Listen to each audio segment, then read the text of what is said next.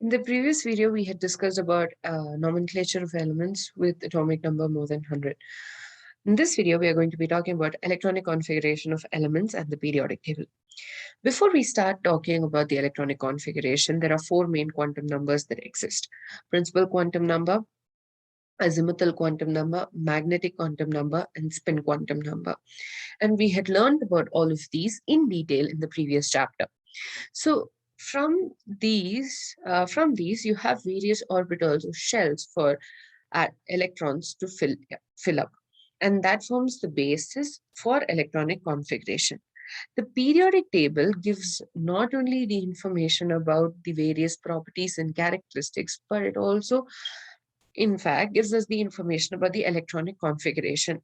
It's actually the electronic configuration which determines the various properties of elements.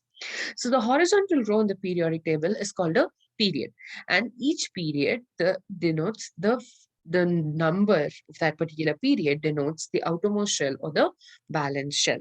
And the number of elements in each period depends upon the number of orbitals which are available for the electrons to fill up.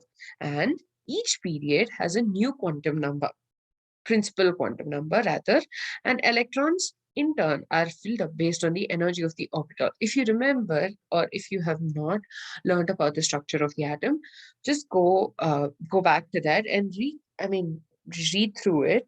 So we learned that the energy of the orbital is important for the filling of the electron, and it's in the order of the lowest to the highest energy that the electrons are filled up. Now let's look at this particular statement. The number of elements in each period depends upon the number of orbitals that is present. So, or allowed or present rather. So for the first period, it has only two elements, that is hydrogen and helium. And the first, that is for the principal quantum number 1, it has only one orbital, that is 1s. And the maximum number of electrons that can be filled in an s orbital is 2. Lithium to neon, you have 8 elements. And here, if you see 2s2, 2p, 6. So 6 plus 2 equals to 8. So your second and the third period have 8 elements each.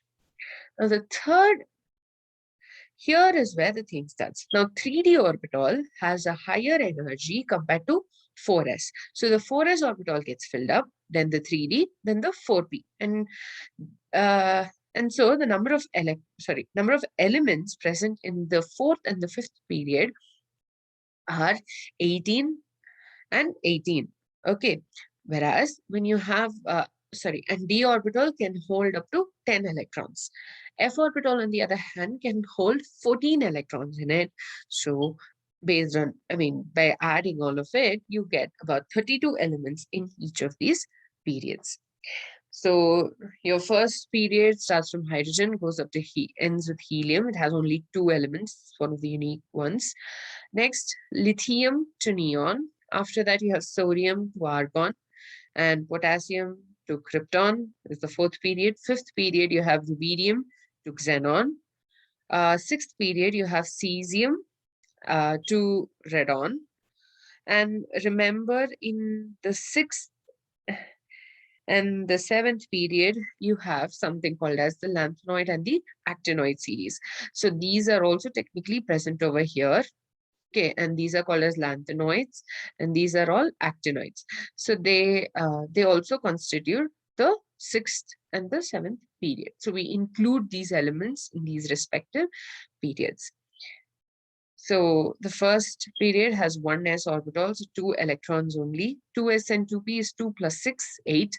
3s and 3p is 2 plus 6 again, so 8. 4s, 3d, and 4p is 2 plus 10 plus 6, because these are the maximum number of electrons that are, basically that can occupy these orbitals. Then you have 5s, 4d, and 5p. Again, 2 plus 10 plus 6. And 6s, 4f, 5d, 6p is 2 plus 14 plus 10 plus 6. Again, this 4f orbital is more energetic, has more, or rather has more energy than 6s. So it's filled up after the 6s orbital. This is again clearer in the diagram that we had learned, which helps us understand the energy levels much easily. So 7s, 5f60, and 7p, that is 2 plus 14 plus 10 plus 6 is again 32. So with that, we finish this particular subtopic. So the period gives us the number of the principal quantum number. So each new period has a new principal quantum number. The period is nothing but the horizontal row in the periodic table. In the next video, we will be learning about the electronic configuration with respect to groups.